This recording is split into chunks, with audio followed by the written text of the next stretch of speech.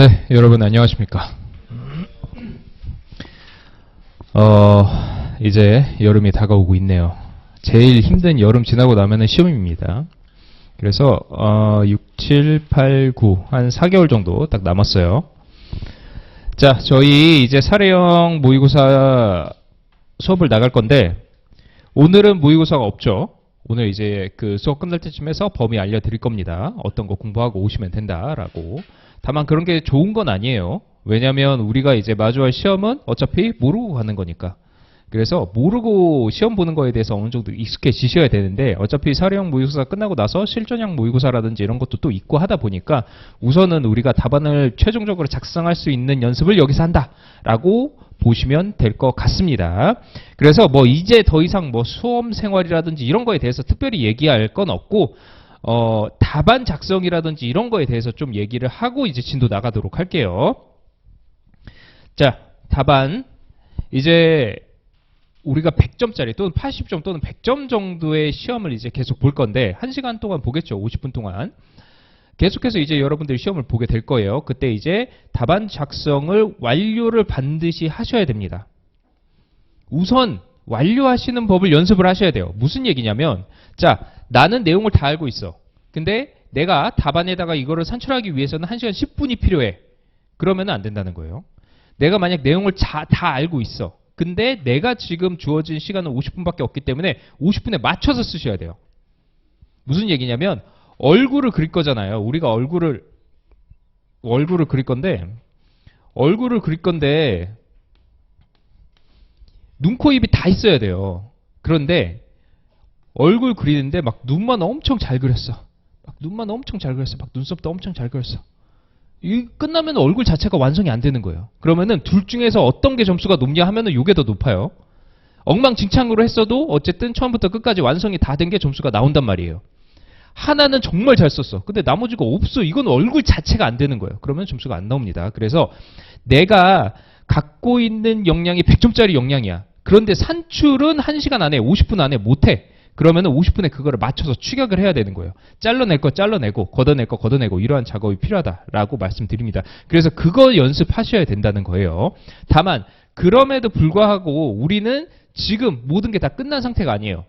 지금은 공부 안 합니다. 저희는 모의고사만 볼 거예요. 이 상태가 아니잖아요. 지금도 계속 암기하실 거고 계속 판례 암기하실 거고 법조문 암기하실 거고 답안 어떻게 쓰는지 생각하실 거고 계속 개선을 해 나갈 거잖아요. 속도도 빨리 할 거고.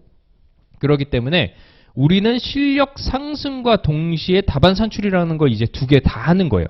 예전에는 답안 산출은 이제 밀어두고 계속 새로운 거를 알아가고 아는 거를 다져가고 이런 시간이었다면 지금 이제 바뀐 거죠.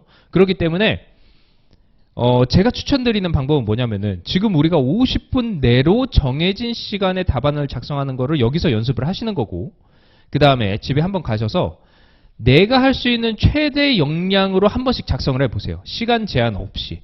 내가 할 수 있는 최고의 답안지야 이게. 이거 한 번씩 연습을 해보세요. 그래야지 실력이 오릅니다. 그러지 않고 계속 50분 내에 약간 부족한 답안지를 계속 연습을 한다. 계속 쓰기만 한다.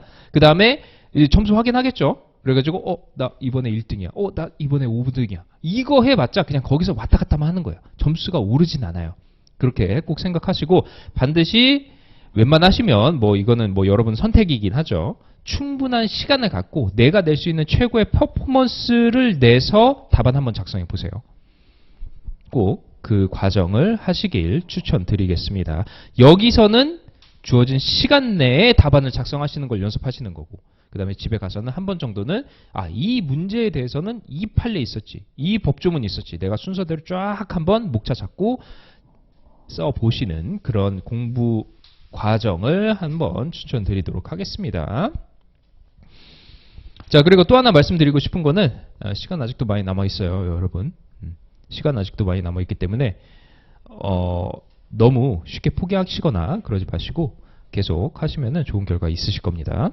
아직 많이 남아있어요. 그래가지고 어쨌든 내용 자체도 저희가 내용을 할 시간이 생각보다 많지가 않아요. 왜냐하면 오늘 한 2시간 반쯤 되겠죠. 왜냐하면 어쨌든 간에 앞에 뭐 법이 아니죠. 그 답안지 작성하는 방법이라든지 이런 거 얼추 말씀드리고 그 다음에 시간 한 2시간 그 다음에 하고 나서 다음 시간 첫째 시간에 모의고사 보고, 그 다음 강평 좀 하고, 그 다음 진도 좀 나가면은 그걸로 이제 행정 절차론 끝이에요. 행정 절차법이 끝나요. 사실상.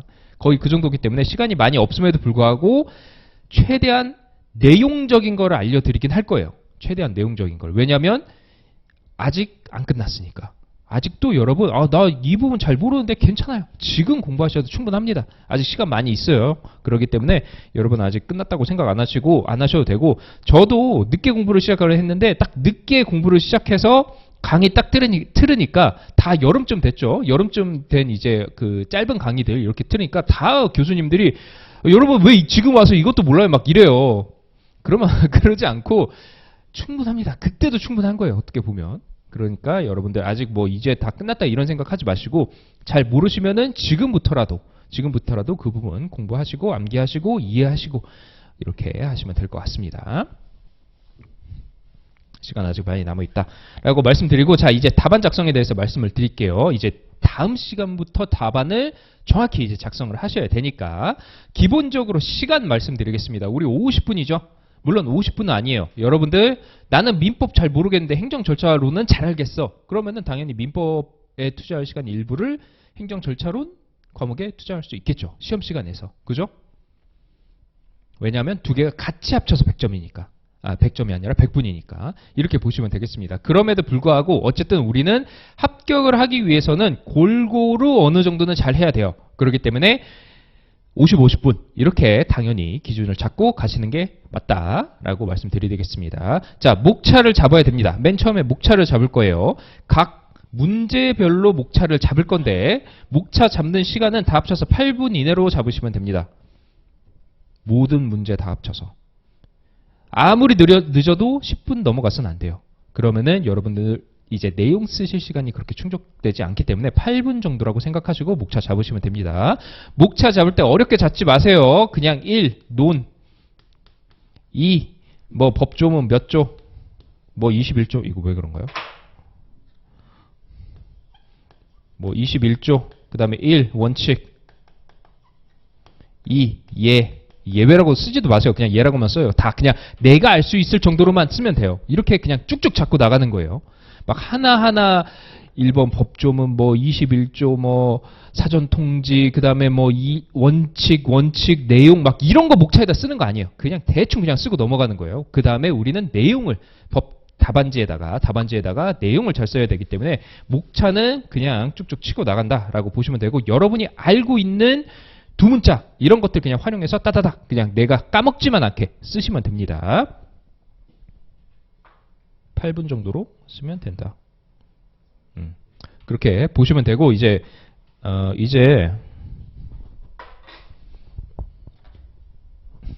답안지 말씀드릴게요. 자, 문제 유형에 따라서 답안지 작성 방법도 조금씩 달라지겠죠. 크게 두 가지입니다. 문제 유형은 사례형이 있고 그 다음에 약수형이 있어요. 그러면은 사례형 같은 경우에는 어떻게 쓰냐? 1. 논점 반드시 써 주십시오. 자, 답안을 작성할 때 우리가 생각해야 되는 거는 반드시 필요한 내용이 들어가야 된다. 이런 것도 중요하지만 그럴싸해야 된다라는 것도 중요해요. 왜? 2,000명, 3,000명 답안지를 어차피 그 채점자 한 분이 답을 건데 채점자 두세 분이 봐요. 점수는. 근데 반복해서 보는 겁니다. 여러 명의 점수가 합쳐지는 거기 때문에. 그래서 어쨌든 한 명이 몇천 장을 볼 건데 그럴싸한 것들이 점수가 잘 나와요.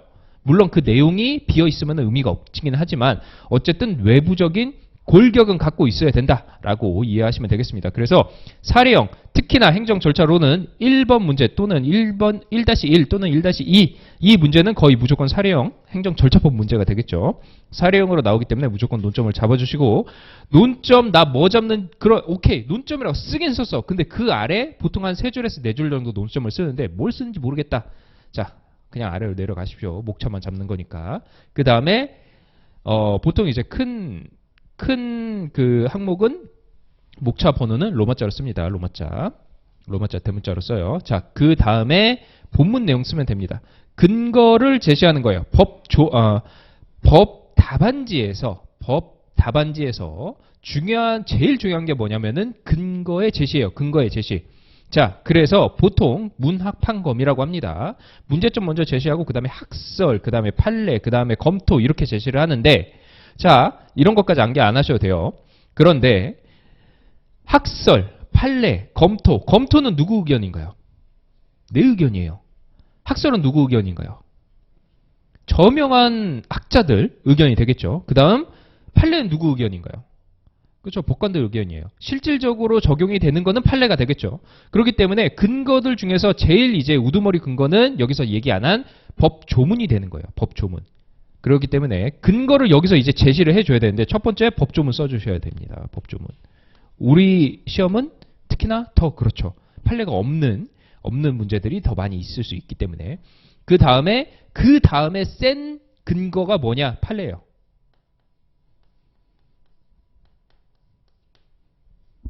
그래서 이 두 개는 웬만하면은 다 써준다라고 보시면 되는데 특히나 사례형 같은 경우에는 그냥 사례를 만들지 않습니다. 사례를 만들지 않아요. 출제자들이. 판례에서 갖고 와요. 왜? 사례 만들기가 만만치가 않아요.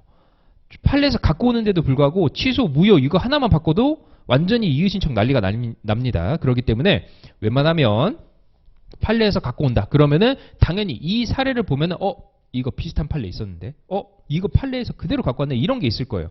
여태까지 기출도 마찬가지입니다. 기출도 마찬가지예요. 그렇기 때문에 그런 판례들을 반드시 써주셔야 되고 여기서 이제 적용시키면 된다라고 보시면 됩니다. 그 다음에 검토 쓰실 필요 없어요. 우리는 시간 없어요. 검토는 거의 나는 시간 남는다. 근데 약간 글씨 크기도 작고 좀 분량도 좀 채워야 될 것 같고 시간도 남어. 그러면은 여러분들이 검토 좀 잘 쓰시면 됩니다. 웬만하면 판례 다 따라가요. 검토 써도. 그 다음에 예외적으로 학설이 나오는데 이 학설 나오는 예외적인 것들 저희 몇 개 있었나요? 2개 있었죠.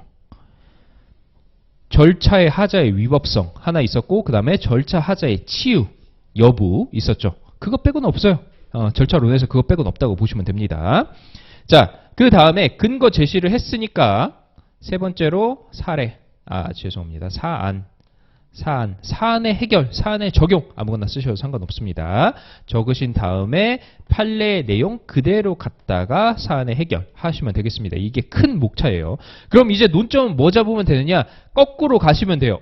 법조문이 여기다 써야 되는구나. 예를 들어서 행정절차론, 행정절차법 제21조 사전통지에 대해서 나왔다. 그러면은 논점에다가 그거 쓰시는 거예요. 논점 쓰실 때 반드시 사례에 있는 그러니까 문제에 있는 거 그대로 갖고 오시면 안 되고 내가 앞으로 뭘 써야 될지에 대해서 소개를 한다라고 보시면 되겠습니다. 그래서 행정절차법 제21조 사전통지에 나와 있는 내용을 기반으로 알아본다 이런 식으로 해서 논점을 쓰시면 되는 거예요. 플러스 분명히 판례, 사례형이기 때문에 판례가 있을 거기 때문에 판례의 키워드 우리가 반드시 암기해야 될 키워드들이 있습니다. 판례 보면. 그래서 키워드가 그러면 어디 나오느냐? 결국 논점에서 한번 써지는 거고 본문에서 한번 써지는 거고 나중에 사안에서도 한번 써지겠죠. 제가 비슷한 문제 어차피 제가 다음 시간에 냈으니까 그거 한번 써보시면은 익숙해지실 겁니다. 말로만 들으면 잘 모르겠죠. 한 번씩 써보시다 보면은 익숙해지실 거예요. 이렇게 쓴다라고 보시면 되겠습니다. 자, 그 다음에 두 번째, 약술 먼저 보도록 하겠습니다. 약술 같은 경우는 내가 알고 있는 법조문이라든지 또는 판례 또는 학설이 있을 수 있어요. 근데 우리는 사실 없죠. 근데 이제 이론적으로는 있을 수 있으니까 이러한 내용을 그냥 집어 넣어버리면 되는 거예요. 약술 문제에서 요구하는 내용의 문항의 항목만 만들어서 그 내가 알고 있는 내용을 넣어버리면 되는 거고 사안의 적용은 없다라고 보시면 됩니다. 그래서 제일 좋은 거는 사실 약술 같은 경우에는 설은 먼저 때려주는 게 좋은데 근데 나는 이 문제가 약술인지 뭔지도 모르겠고 지금 서론을 뭘 쓸지도 모르겠어. 그러면은 서론은 과감히 넘어가셔도 되고 우선 본문 먼저 그냥 써주셔도 되는 거예요. 그래서 본문에 당연히 법조문 쓰셔야 되고 그 다음에 관련 판례 있다. 그러면은 반드시 관련 판례 써주셔야 됩니다. 대표적인 관련 판례가 뭐가 있나요? 사례와는 관련 없는 관련 판례. 취지예요. 맞아요. 취지 같은 거 써주시면 되는 거예요. 왜? 약술 같은 경우에는 사례가 없어요. 그러니까 어떤 판례를 써야 되지? 예를 들어서 내가 청문에 대해서 문제가 나왔다, 약술이 나왔다. 그러면 청문에 관한 그 판례 엄청 많죠. 이거 다 써야 되나요? 시간도 없어요. 다 쓸 수도 없고 양도 부족하고 그 시험지도 부족하고. 그래서 그럼 뭘 써야 되느냐? 그러면은 제일 먼저 생각하는 게 항상 법 조문 그 다음에 생각하는 거는 취지예요. 그래가지고 취지 갖고 오시는 거고. 근데 사례다 그러면은 이제 주요 판례 써 주셔야 되는 거고. 이런 식으로 해서 보통 사례 같은 경우에는 판례 한 2개 정도는 나온다라고 제가 말씀드렸고 쓰셔야 된다라고 말씀드렸고, 약술에는 그때그때마다 조금 다르겠죠. 그렇지만 어쨌든 취지가 있는 판례가 있다라고 하면은 취지는 반드시 적어주시면은 그 퀄리티가 굉장히 올라간다라고 보시면 되겠습니다. 그래서 약술은 너무 고민 안 하셔도 돼요. 대신 그럼에도 불구하고 약술할 때 2가지 주의하실 점은 사례형 약술이랑 약술할 때 또 하나 제가 말씀드리고 싶은 거는 항목이에요. 항목. 문제에서 물어보는 거를 반드시 목차화 시켜줘야 돼요. 공통점 뭔가요? 차이점 뭔가요? 이거에 대해서 반드시 공통점 뭐, 차이점 뭐 이렇게 쓰셔야지 내가 알고 있는 거 다 우선 본문에다 때려박고 1, 2, 3 이렇게 다 때려박고 나서 자 공통점은 채점자분이 찾으세요. 이러면은 안 됩니다. 공통점 차이점은 반드시 항목화 시켜야 된다라는 거 반드시 잊지 말고 가셔야 돼요. 그렇지 않으면은 점수가 안 나와요. 생각보다. 야 너 이거 썼어? 나 이거 썼어. 나랑 똑같네? 나랑 점수 비슷하게 나오겠다. 근데 누구는 잘 나오고 누구는 잘 안 나와요. 생각보다. 왜? 항목화를 안 시켜서 그래요. 심플하게 생각하시면 됩니다. 그 내용 자체를 쓰는 것도 중요하지만 제가 맨 처음에 말씀드렸듯이 그럴듯한 답안지를 만들어내는 거, 프레임 자체를 잘 만들어내는 것도 중요하다라고 말씀드리고, 사례형 약술 같은 경우에는 저는 사례형 약술이라고 얘기를 하는데 사례형으로 답안을 쓰시면 돼요. 대표적으로 사례형 약술이 지금 제가 볼 때 지금 대표적으로 한 3번 정도 나왔다고 보시면 돼요. 3번보다 더 나오긴 했어요. 2가지 대표적인 예를 말씀드리면 첫 번째 정보공개법에서 나왔습니다. 정보공개법에서 회의록을 오픈을 하라고 했어요. 그런데 개인정보가 들어있네. 그래서 오픈을 못한다고 하고 전체 거부를 했어요. 그거에 대한 그게 이제 약술형으로 나왔는데 사실 그게 약술형이 아니죠. 그러면은 그런 거는 논점형으로 써야 되는 거예요. 사례형으로 써야 되는 거예요. 그래서 논점. 자, 첫 번째 비공개 대상이 맞느냐? 정보공개법 제9조에 해당하는 비공개 대상 개인정보에 해당해서 비공개 대상이 맞느냐. 2번째, 만약 비공개 대상이 맞다고 하더라도 그게 부분 공개가 아니라 왜 전부 비공개를 했는지 그것도 맞느냐. 이렇게 해가지고 사례형 약술 같은 경우, 즉 판례에서 갖고 오지 않는 약술이라고 보시면 돼요. 사례형이라고 보시면 돼요. 그런 경우에는 사례형이랑 똑같이 논점 잡고 그 다음에 본문 쓰고 그 다음 사례형 쓰고 이렇게 보시면 되고, 또 하나는 개인정보보호법에서도 예전에 2회인가요? 3회인가요? 그때 한번 나왔습니다. 뭐 나왔나요? CCTV 설치, 고정형 영상정보 처리기기 설치 해가지고 그냥 그거에 대해서 쓰시오 라고 하면은 약술인데 어떻게 나왔나요? 공원, 화장실, 또 뭐 있었죠? 주차장이었죠. 어쨌든 그래서 이 3곳에다 설치를 할 건데 어떻게 할 거냐? 그 준수해야 될 것들을 써라 이런 식으로 나왔어요. 그런데 중요한 건 뭔가요? 화장실에는 설치를 못하죠. 왜? 폐쇄된 장소니까. 그런 것도 이제 그거는 사안에 적용해서 그거 안 쓰면 이제 점수 확 깎이는 거예요. 그래서 그런 것들이 이제 약간 사례형 약술이다라고 보시면 돼요. 왜냐하면 그런 것들에 관해서는 판례가 없어요. 우리가 법 조문에 있는 것들 또는 기존에 있는 다른 판례에 있는 내용들을 갖고 와서 답안지를 쓰는 건데, 그런데 그냥 약술처럼 그냥 때려박는 게 아니라 이 사안에 대해서 하나하나 논점을 잡고 적으실 필요가 있다. 그래서 사례형 약술이 종종 나옵니다. 그래서 저는 한 2.5문제, 우리가 총 120점짜리 5문제 보죠. 그러니까 2.5문제는 약간 사례형으로 나오고 한 2.5문제는 약술로 나오고, 이게 이제 점점 사례형으로 좀 가면 갈수록 고도화돼가는 또는 체계화돼가는 시험이라고 보는데 이제 점점 그쪽으로 가고 있다라고 생각하시면 돼요. 그래서 이런 것도 좀 생각을 하시면 되고, 특히나 정보공개법 같은 경우에는 또 제가 말씀드리겠지만 판례가 생각보다 많아요. 분량은 적은데 판례가 많아요. 개인정보보호법이랑 분량 차이는 엄청 나거든요. 근데 판례 양 차이는 오히려 정보공개법이 훨씬 많았죠. 그래서 정보공개법은 비공개 대상 정보 그 판례들 중에서 하나만 뚝 내도 사례형 금방 나와요.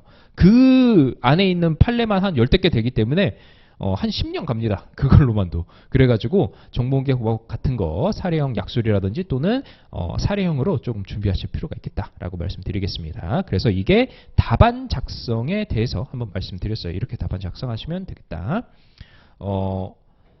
답안 작성이란 건 어쨌든 간에 쓰는 거기 때문에 내가 써보지 않고서 그냥 백날 얘기 들어도 잘 감이 안 옵니다. 그래서 여러분들이 이제 써보기 시작하면은 그때부터 조금 이제 익숙해지실 수 있을 거예요. 지금 잘 모르겠다. 상관없습니다. 원래 그 법 공부할 때 답안지 어떤 교수님이든 어떤 강사님이든 이렇게 쓰라고 막 잘 안 알려주거든요. 물론 우리 이제 수험 공부할 때는 다르죠. 그런데 그냥 예를 들어 학교에서 법 공부할 때는 별로 관심도 없어요. 알려주지도 않아요. 근데 어쨌든 다 이쪽으로 귀결이 돼요. 써보다 보면 이런 것들 중요하다라고 말씀드리도록 하겠습니다.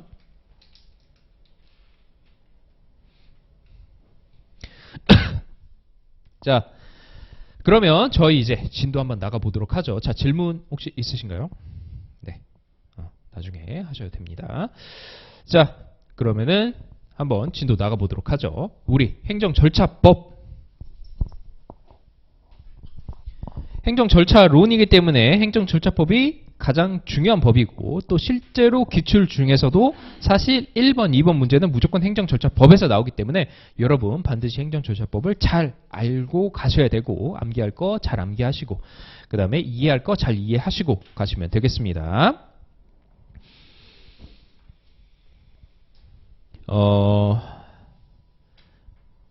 못하면 안 되는 거예요. 엄청 잘할 필요까지는 없어요. 그런데 못하면 안 돼요. 왜? 남들도 못하진 않을 거니까.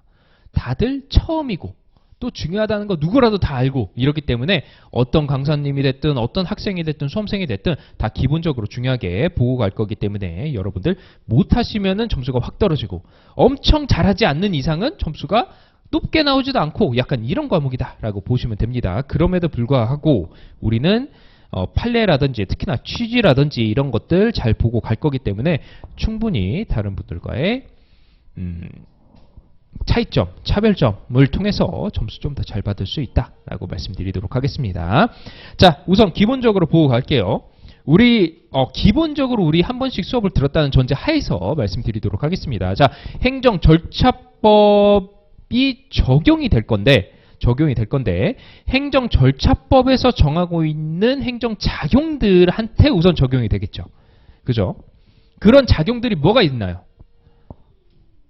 보고 말씀하셔도 되고 그냥 암기하신 거 말씀하셔도 돼요. 자, 제가 맨 처음에 말씀을 드린 게 뭐냐면은 자, 우리가 법에 대해서 이해를 할 건데 물론 이 이해라는 게 다양한 방법이 있겠지만 다양한 것에 대한 이해가 있겠지만 기본적으로 우리는 절차법이에요. 절차법.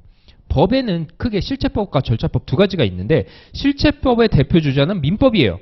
그래서 민법은 이야기가 돼요. 이야기가. A라는 사람, 갑이라는 사람이 을한테 채무를 넘겼는데 을은 병한테 어쩌고 이런 얘기가 가면서 우리가 어떠한 법률 관계에서 어떠한 사실 관계에서 이러한 법적인 이슈가 떠오르고 그거에 대해서도 판례는 이렇게 결정을 하고 있구나. 이런 것들에 대한 이해가 가능한데 절차법은 얘기가 좀 달라요.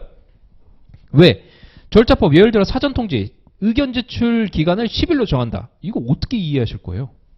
이해 못해요. 이해할 게 없어요. 애초에 절차법이란 건 그래요. 절차법은 물론 모든 법들이 절차법적 성질만 갖고 있는 건 아니고 실체법적 성질만 갖고 있는 것도 아니에요. 왜? 민법만 보더라도 우리 그 사단법인 관련해서 절차법적 얘기들이 나오죠. 그렇기 때문에 반드시 이 법은 실체법이다. 이 법은 절차법이다. 할 건 없는데 우리 행정절차법은 이름부터가 절차법이에요. 행정절차론은 이름부터가 절차론이기 때문에 기본적으로 절차를 규정하고 있어요. 그러다 보니까 우리가 무엇에 대해서 이해해야 돼? 라고 물어봤을 때 실체적인 얘기가 많이 없어요. 그러면은 뭐에 대해서 이해를 해야 되냐? 법의 구조에 대해서 좀 이해를 하셔야 된다. 라고 제가 말씀을 그래서 드렸습니다. 지금 다시 말씀을 드릴게요. 그래서 우리가 특히나 수험에 있어서 답안을 작성하는 데 있어서 암기도 해야 되고 또 답안도 구성을 해야 되는데 법을 전체적으로 조망할 수 있지 않는다면은 즉 법에 대해서 이해, 구조가 어떻게 돼 있는지 이해를 못하고 있다면은 우리가 머릿속에서 꺼내기가 쉽지가 않아요. 그리고 암기하기도 쉽지가 않죠. 그렇기 때문에 그런 것들 생각을 하면서 그래서 이걸 먼저 보는구나 라고 생각하시면 됩니다. 자, 행정절차법에 다양한 절차들이 나올 거예요. 그런데 그 절차들이 어디에서 준수가 되어야 되느냐? 그게 이제 행정작용이 되는 거죠. 뭐 있었나요? 처분. 제일 중요한 거는 처분이었습니다. 제일 중요한 건 처분이에요. 왜? 기본적으로 처분은 하명이기 때문이에요. 하명. 즉 행정청이 또는 행정기관이 일반적으로 행정청이죠. 행정청이 나한테 있어서 또는 국민에게 있어서 위에 계급적으로 지위적으로 위에서 명령하는 거예요. 예를 들어서 영업 정지라고 하면은 너 영업하지 마라고 하면은 나 어떻게 되나요? 영업해도 되나요? 영업하면 안 되죠. 만약 영업해버리면은 나중에 형사처벌까지도 갈 수 있기 때문에 할 수가 없는 거예요. 그런데 중요한 건 뭐다? 행정청이 나보다 위에 있나요? 원래 존재 자체가? 아니죠. 우리끼리도 다 어쨌든 간에 이 강의실 내에서는 제가 여러분한테 말하는 사람이지만 그런다고 해서 제가 여러분보다 막 뛰어나고 뭐 계급이 높고 뭐 이런 게 아니잖아요. 원래 존재 자체는 공평한 거예요. 행정청이나 나나 똑같아. 지위는 똑같아. 근데 일부 행정작용에 있어서 어쩔 수 없이 공익적인 목적에서 또는 국가의 운영이라든지 뭐 이런 뭐 위생이라든지 이런 목적에서 행정청이 위에서 하명, 명령을 할 수밖에 없는 조건이 있다. 그래서 결론적으로 그중 대표적인 예가 근데 처분이다. 즉 처분이란 게 애초에 위에서 아래로 내려가는 이러한 그 행정작용이기 때문에 그렇기 때문에 예외적으로 행정청이 지위가 높을 수밖에 없다는 거예요. 그렇기 때문에 제일 중요한 거예요. 왜? 이 처분이 제대로 처분 절차라든지 이런 게 규정이 안 돼 있다라고 하면은 권력적으로 지위적으로 행정청이 위에 있기 때문에 내가 어떻게 될까요? 손해를 볼 수가 있겠죠. 남용이라든지 뭐 오용이라든지 이런 거에 의해서 내가 일상적인 삶이 피해가 갈 수도 있기 때문에 처분이 제일 먼저 나온다라고 보시면 되는 거고 실질적으로 그래서 행정 절차법에서 제일 많은 범위를 차지하고 있는 것도 처분 절차 부분이 되겠죠. 자, 그 다음에 또 뭐가 있었나요? 이제 처분 넘어간 다음에 신고 있었죠. 신고 관련해서는 반드시 나와야 될 논점.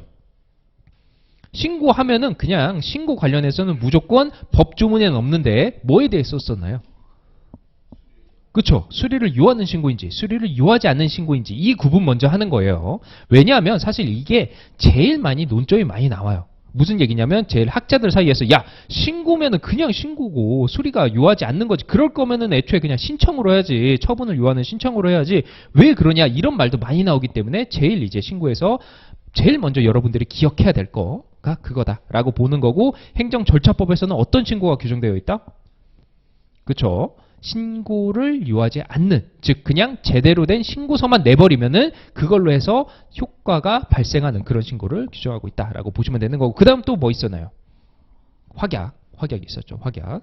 그래가지고 확약 같은 경우에는 새로 들어온 조문이다 보니까 옛날 판례가 있기는 한데 어쨌든 전체적으로 아마 그 사례형으로 나오기는 좀 쉽지 않고 약수령 같은 걸로 나올 수도 있겠다라고 보시면 되고 그 다음 또 뭐가 있었나요? 위반사항 공표가 있었습니다. 위반사실 공표 같은 거. 그래서 대표적으로 이 확약, 위반사실 공표, 그 다음에 행정계획도 있었죠. 이런 것들은 원래는 없던 거예요. 규정이 없었어요. 그러니까 규정이 없는다는 게 실질적으로 없는 게 아니라 행정법상 규정에 이런 말이 그렇게 많이 나오질 않아요. 체계화되질 않았다는 거예요. 쉽게 말해서. 근데 그러면은 원래는 뭐였냐? 처분이었어요. 그래서 여러분들 행정심판법이라든지 이런 거 보다 보면은 위반사실 공표 관련해서 병역 의무를 이행하지 않은 사람들에 대한 명단을 공개해요. 이게 원래는 그러니까 처분으로 들어가는 거예요. 그런데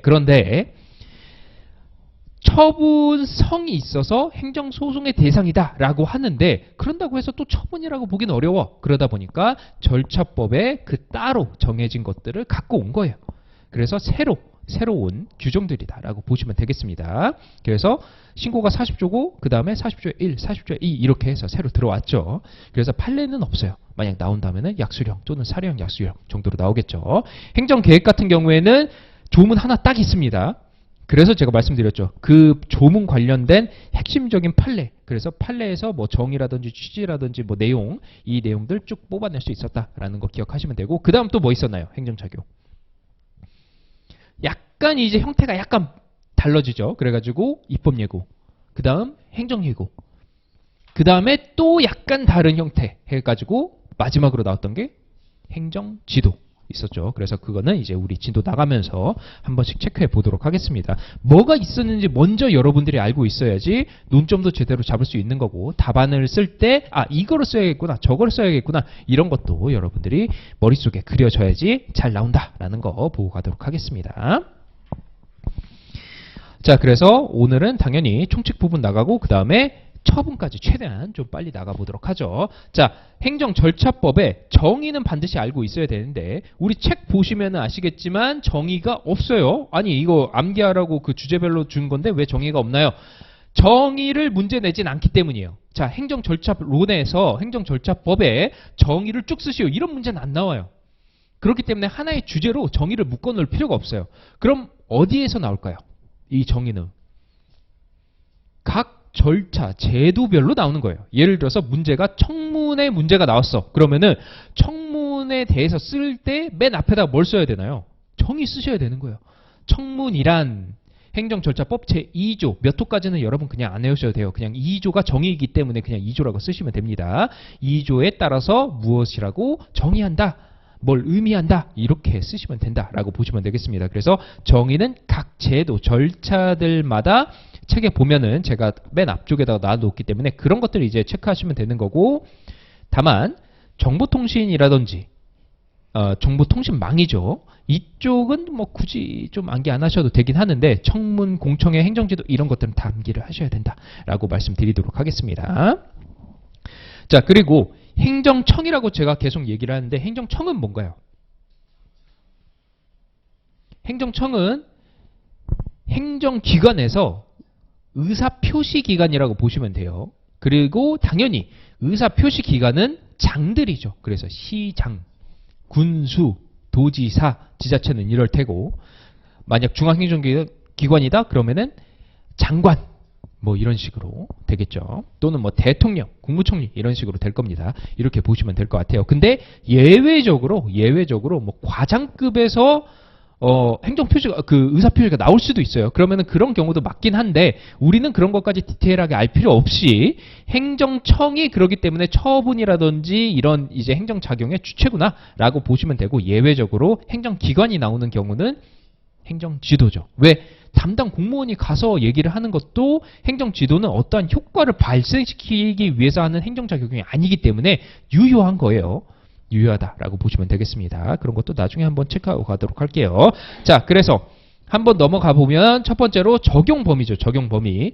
적용 범위에서는 3조인데 3조 1항에는 뭐가 나와 있다? 일반법적인 얘기가 나와 있어요. 일반법적인 얘기. 즉 다른 법에서 특별히 정하지 않는 이상은 행정절차법에 있는 얘기를 쓴다. 일반법이죠.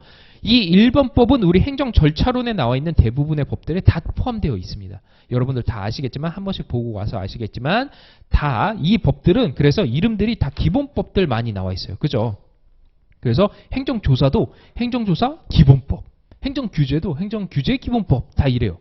그렇기 때문에 이 우리가 공부하는 법들은 기본법들, 즉 일반법들이기 때문에 특별히 규정이 없는 한 일반적으로 규정되는구나. 이게 이제 적용 범위 첫 번째 이슈고, 그 다음에 제일 중요한 건 두 번째 이슈죠.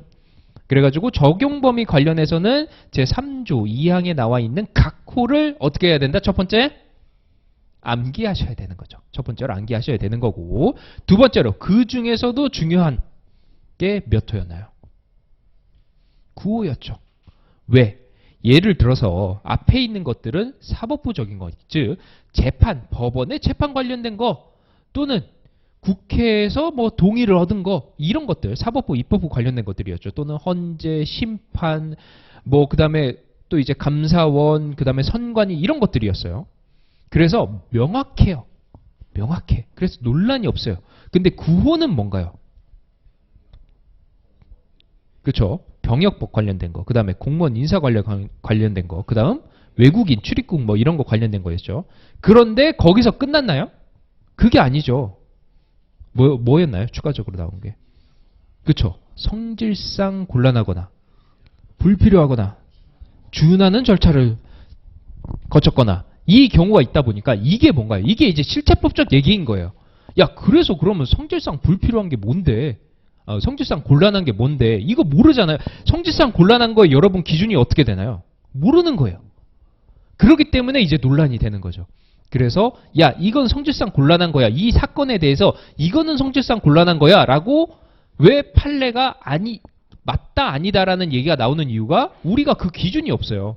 예를 들어서 법원에서 재판으로 재판 관련된 것 하면은 명확하잖아요.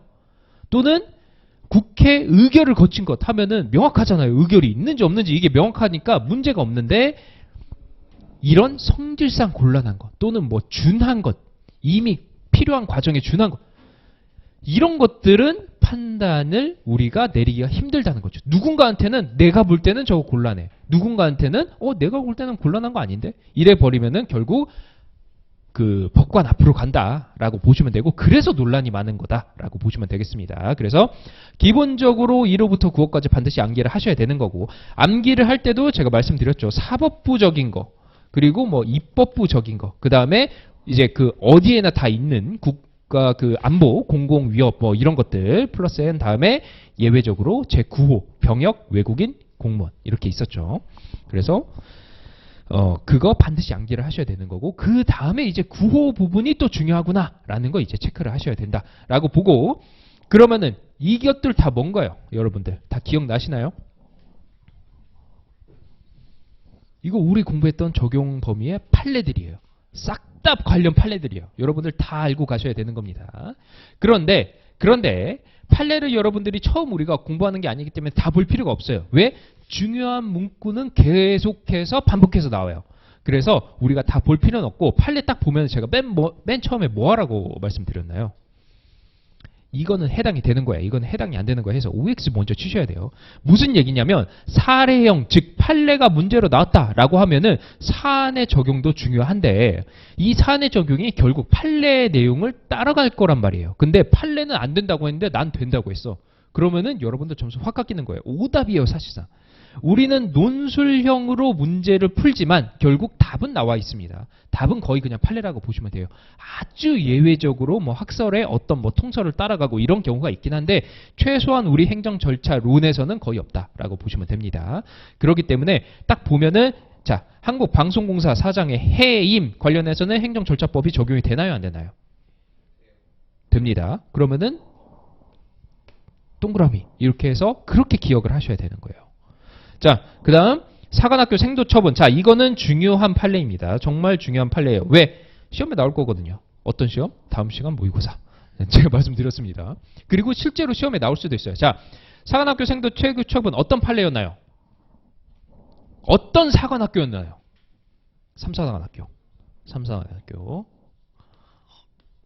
육군 장교겠죠. 그러니까 자, 삼사관학교 생도였는데 이제 그 내부에서 뭐 여자친구랑 이제 좀 이렇게 뭐 이제 뭐라고 할까요? 그 군기문란이라고 해야 될까요? 이제 이런 사건으로 인해서 퇴교 처분을 받는 거예요.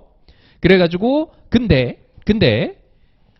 행정절차법상 특정 과정을 따르지 않았어요. 그래서 소송으로 가서 그 퇴교 처분이 취소가 됐습니다. 그래서 이 삼사관학교가 오케이 그러면은 그 절차 따르면 되겠네 해서 다시 지금 연 거예요. 그 과정에서 이슈가 두 개가 있었죠. 첫 번째 사관학교, 삼사관학교 생도처분은 행정절차법의 적용을 받느냐 안 받느냐. 받을까요 안 받을까요? 받죠. 받습니다. 첫 번째 받고 또 하나의 이슈는 뭐가 있었나요? 이거 어차피 뒤쪽에서 또 한번 보겠지만 그쵸. 변호사를 입회시키지 않는 게 방어권 보장을 해야 하는 거냐 이 이슈가 하나 더 있었습니다. 그래가지고 그런 것들 여러분들 잘 보고 가시면 되겠습니다. 어차피 우리 대표인 대리인 그 부분에서 이 판례 중요하게 나왔었죠. 그것들 저희 한번 나가면서 체크하고 갈 거예요. 그래서 적용 범위 관련해서 삼사관학교 생도의 퇴교 처분 문제가 되느냐 관련해서 문제가 된다, 적용이 된다라고 보시면 되겠습니다. 여담으로 플러스해서 말씀을 드리면은 여기서 이제 학교 측에서 주장했던 것들이 제9호 제3조 2항 9호죠. 그 아래 보면은 대통령령으로 정한 것 중에서 뭐 이렇게 학술 용역 교육 이쪽 관련해서도 해당이 안 된다라고 나와 있는데 그것도 아니다. 그냥 해당된다라고 여러분들은 최종 결론만 알고 가시면 됩니다. 자, 그 다음에 정규 임용 취소 처분. 이거 뭔가요? 공무원 정규 임용 취소 처분이에요. 이것도 해당되나요? 안 되나요? 됩니다. 그 아래 있는 15 임용 취소 처분 이거 해당되나요? 안 되나요? 돼요. 다 돼요. 이거 원래 요 판례 어디 있었나요? 어떤 부분에 있었나요?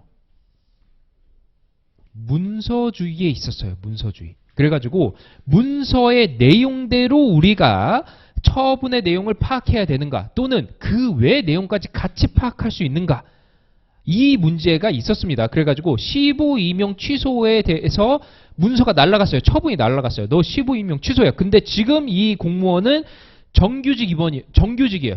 정규직 공무원이에요. 그런데 정규직 공무원 임용 취소까지 된다 안 된다? 안 된다. 이게 문서주의 판례였습니다. 그런데 그렇기 때문에 어쨌든 적용 범위에서는 절차법이 적용이 됐는데 문서주의 판례에서는 15 임용 취소 처분만 언급이 됐다. 그러면 정규 임용 취소 처분까지는 해당이 안 된다. 이 판례 있었습니다. 뒤쪽에서 한 번 더 볼 거예요. 판례 내용 한번 보고 갈까요? 어차피 우리가 사례형이기 때문에 판례를 좀 많이 봐야 되니까. 어떤 판례였나요? 자, 공무원은 지방직 공무원이었어요. 15기간을 지나서 정규직으로 임용이 됩니다. 예를 들어 우리 경찰 같은 경우에도 경찰학교 나와서 6개월 동안 쉽게 말해서 인턴직 한 다음에 이제 정규직 되는 거예요. 바로 이제 경찰학교 졸업했다고 해서 바로 되는 게 아니라 그러니까 졸업 전에 이제 인턴 시간이 있는 거죠. 그걸 이제 15라고 하는데 실제로 15를 한 다음에 정규직 임용이 돼야 되는 거예요. 15 기간을 충족하지 않으면은 정규직 임용이 안 됩니다. 그런데 15 임용에 있어서도 자격이 있겠죠. 범법자였어요. 범법자인데 인사 담당자가 그걸 알아서 걸러냈어야 되는데 모르고 그냥 15 임용을 하고 15 임용 끝나고 나서 정규 임용까지 된 거예요. 근데 그때 와서 발각이 된 거예요. 이 사람 범법자네. 이 사람 형이 끝난 지 2년이 지나지도 않았는데 공무원이 됐네. 막 이런 식으로 이제 된 거예요. 그래서 오케이 그러면은 15 임용 취소다라고 문서가 날라가요. 그런데 지금 나는 정규잖아요. 15가 아니란 말이에요. 그럴 때 15 임용 취소됐으니까 너 정규직 임용도 취소된 거야 라고 주장을 한 거예요. 근데 결론은 뭐다? 그게 아니다. 야 너희 문서에는 15 임용 취소라고 돼 있잖냐. 그러면 15가 취소된 거지 정규직은 아직 살아있어. 정규직 자르고 싶으면 다시 해. 이런 식으로 된다. 그 판례가 요 판례다 라고 보시면 됩니다. 그거는 문서주의 때 판례 한번 보면서 말씀을 드릴게요. 자, 그 다음에 직권문직 같은 경우에는 그냥 자르는 거죠. 그때도 당연히 적용 범위 해당이 된다라고 말씀드리고 명예전역 선발 취소 이 판례도 해당이 있었죠. 어땠었나요? 이때도 해당이 됐었습니다. 자, 군대에서 어쨌든 간에 군인이 명예전역을 하려고 하는데 그래서 선발이 됐어요. 선발이 됐는데 선발되고 나서 무슨 일이 있었느냐? 알고 봤더니 이 사람 성비위자야. 성범죄자야. 쉽게 말해서. 그러면은 명예전역 하면 될까요? 안 될까요? 그래서 안 됐어요. 그래서 원래는 여기 있던 판례는 아니고 어떤 판례였냐? 선발이 되고 들킨 거예요. 그런 사안이 있었네. 들켰어요. 그 다음에 징계받고 취소. 이렇게 됐을 때 원래 핵심적인 내용은 여기 징계 때 너가 요 사건에 대해서 얘기를 막 한 거에 대해서 아니다. 이거는 뭐다? 사전 통지의 예외 사실 또는 의견 청취의 예외 사건이 아니다. 라고 한 게 원래 우리 판례였죠.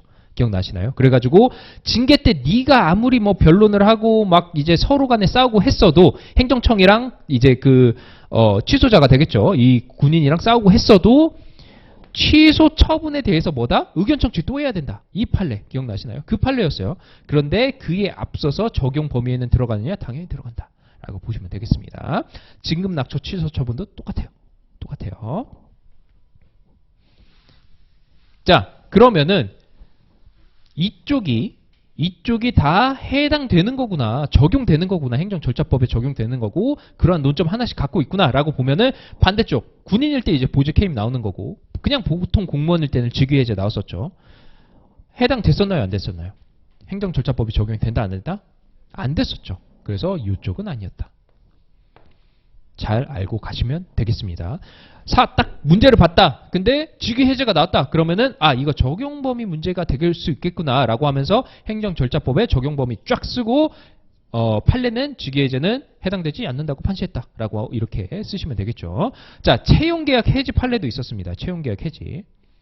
이때는 적용이 될까요? 안 될까요? 되지 않습니다. 왜 그러냐? 이거는 공법상 뭔가요, 이게? 그쵸? 계약이에요, 계약. 공법상 계약이기 때문이에요. 즉 수평관계에서 내가 너를 고용할게 라고 해서 수평관계이기 때문에 하명이 아닌 거예요. 처분이 아닌 거죠. 그렇기 때문에 이거는 공법상 계약이기 때문에 절차법이 적용이 안 된다라고 보시면 되는 거고, 만약 나온다라고 하면은 그런 거 있었죠?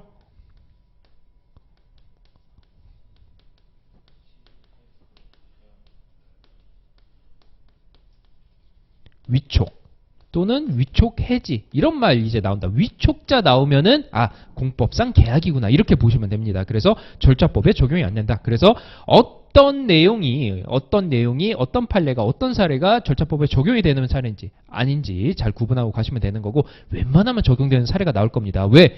적용이 안 되면은 그 다음에 할 얘기가 없어요. 그러면 20점짜리로 끝이야. 적용 범위 딱 쓰고 끝이에요. 그래서 웬만하면은 나올 건데, 웬만하면 적용되는 걸로 나올 건데, 그럼에도 적용되지 않는 거 명확히 알고 가시면 돼요. 직위 해제 쪽이 적용이 안 되는구나 라고 보고 가시면 되겠습니다.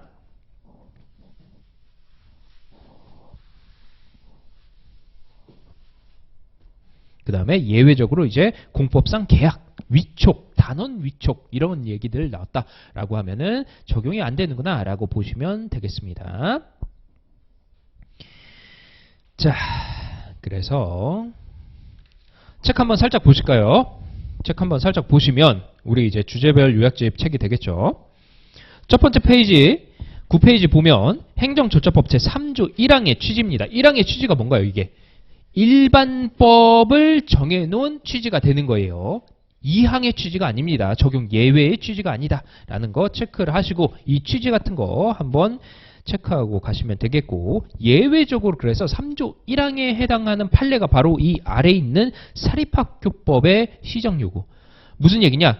특별히 다른 법에서 정한 경우에는 이 법에 있는 거를 따라하지 아니한다 했는데, 그래서 다른 법에서 정한 대표적인 예가 뭔데요? 이겁니다. 그래서 사립학교법에서 얘기하는 시정요구, 이게 결국 사전통지와 의견청취의 기능을 다하고 있구나. 그렇기 때문에 우리는 행정절차법 안 따라도 된다. 이 대표적인 판례였습니다. 여러분들 한번 체크하고 가시면 되겠다. 그래서 그 다음 이제 넘기면은 우리가 방금 봤던 절차법의 적용 범위들 나오는 거죠. 그래서 9호 보면은 단순히 병업법, 외국인 또는 공무원 관련된 것들만이 아니라 플러스 성공 필준 해가지고 성질상 곤란하거나 필요가 없거나 또는 그 준하는 절차를 거쳤을 경우 해가지고 예외적으로 이것들 반드시 충족을 해야 된다라고 보시면 되겠습니다. 그래서 그 아래에 있는 판례들이 이제 짧게 이제 쳐진 판례들이 되겠죠. 그 아래들에 있는 판례들의 핵심적인 내용은 세 번째 판례 보시면 공무원 인사관계 법령에 의한 처분에 관한 사항 전부에 대해서 적용이 배제되는 게 아니다. 성질상 절차를 거치기 곤란하거나 이거 법조문 그대로 있는 거죠. 이 내용을 판례로 그냥 쓰시면 되는 거예요. 여러분 계속 말씀드리지만 판례에 쓰시는 게 반복되는 거에 두려워하지 마세요. 법조문에 쓰여져 있는 거 판례에 그대로 나왔는데 괜찮아요. 그냥 판례라고 쓰시면 되는 거예요. 이런 거 두려워할 필요 없습니다. 왜? 판례라고 지금 나와 있잖아요. 그래서 반복된다라고 해도 두려움 없이 그냥 쓰시면 되겠습니다. 그런 것들 잘 체크하고 가시면 되겠다. 자, 그 다음에 옆에 있는 게 사관학교 생도 퇴교 처분 판례가 되겠죠. 그래서 공무원 인사관계 법령에 의한 처분에 해당하는 육군 삼사관학교 생도에 대한 체학 처분에도 마찬가지로 적용된다. 결론적으로는 동그라미 X 할 때 동그라미 쳐두시면 되겠습니다. 그리고 절차법 시행령 제2조 8호는 학교 연수원, 이게 제가 아까 말씀드린 시행령에서 나와 있는 내용들이에요. 그래서 이 삼사관학교 판례 자체가 적용 범위에서도 중요한데 이따가 대리인에서도 중요하게 볼 거거든요. 근데 다만 당사자 등이 지금 올해 시험에 나왔어요. 당사자 등에 대한 내용이 올해 시험에 나와서 연속적으로 나오기는 약간 힘들지 않을까 라는 생각은 있는데, 이 판례가 딱 논점 2개에다가 내용도 깔끔하고 명확합니다. 좋은 판례예요. 되게 좋은 판례예요. 문제 내기. 그러니까 어쨌든 여러분들 반드시 좀 알아간다라고 보시면 되겠습니다. 그래서 이 판례 나오면은 예외적으로 이 시행령은 써주십시오. 그래서 그 시행령 2조 8호 해가지고 학교 연수원 관련된 거 그것도 같이 이제 주장이 되었기 때문에 이것도 추가적으로 하고 나머지 것들은 다 똑같습니다. 나머지 것들 다 똑같다 라고 보시면 되겠습니다. 자, 그 다음에 송달 보기 전에 우리 이제 또 중요한 이제 논점이 있었죠. 한 개는 이제 적용 범위가 되는 거고 또 하나 이제 그 다음 논점은 뭐였나요? 뭐 책 보고 말씀하셔도 됩니다. 원칙들 나오죠. 원칙들. 실제로 기출은 한번 됐습니다. 그리고 우리 이제 기출 신기일전이라든지 이때 기출 들으신 분들은 아시겠지만 모든 법들이 원칙 안 나온 지금 기출에 원칙 안 나온 법들이 없어요. 다 한 번씩은 나왔다고 보시면 되고 중요합니다. 그래서 행정절차법의 원칙은 크게 세 가지. 뭐 3+1쯤 하면 되는데 마지막 거는 판례가 없으니까 좀 새로 들어온 거니까 뭐였나요? 원칙 4조. 그쵸? 첫 번째 신의칙. 민법상 대원칙, 신의칙 원칙을 그대로 갖고 온 신의칙 있었고 그 다음에 두 번째 신뢰보호죠. 신뢰보호. 신뢰보호가 제일 중요했었습니다. 그 다음 그쵸? 5조는 투명성.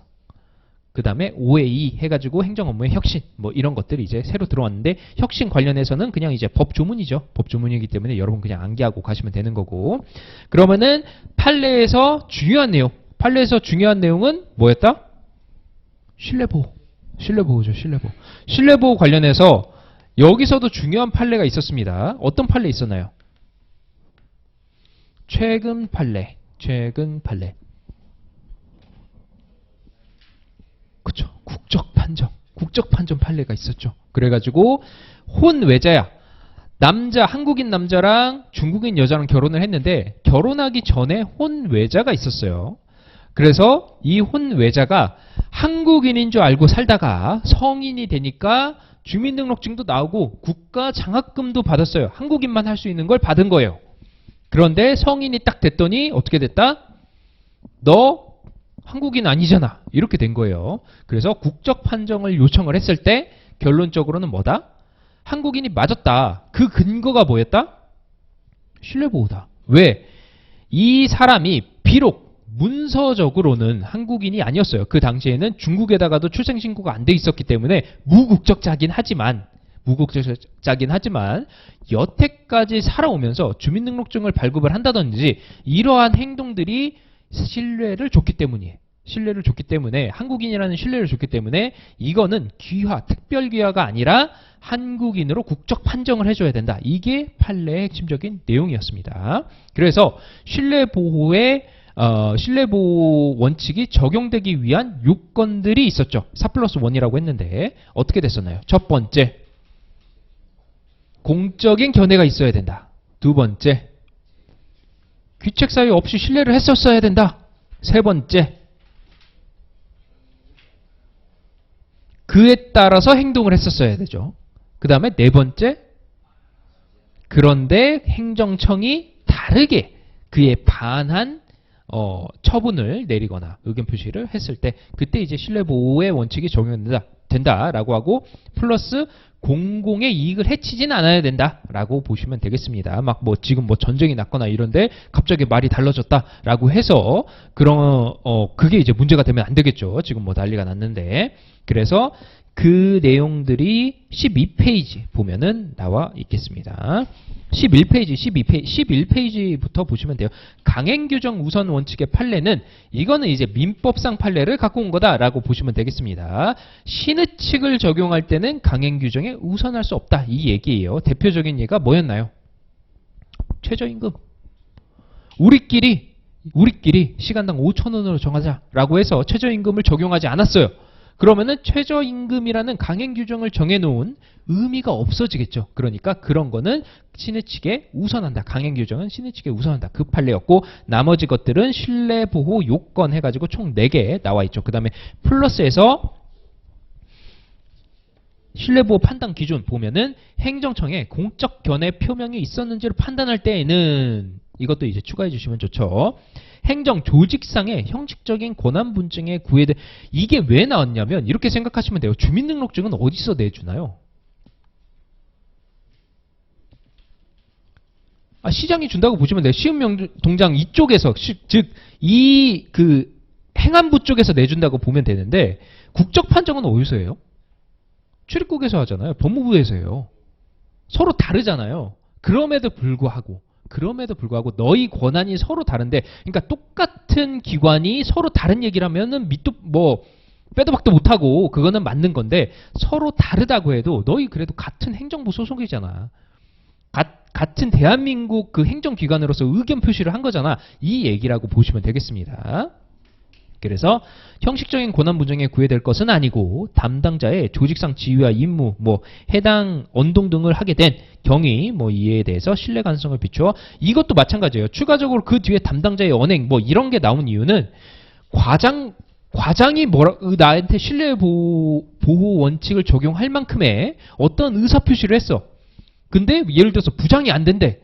이러면은 안 된다는 거예요. 똑같은 부서 내에서 이런 것들을 이제 좀 고려를 해서, 조금 직책이 서로 다르더라도, 또는 서로 권한이 조금, 행정조직법상 권한이 조금 다르더라도 서로 간에 했던 공적인 의사표시를 보호해줘야 된다. 이 얘기가 요 판례다라고 보시면 되겠습니다.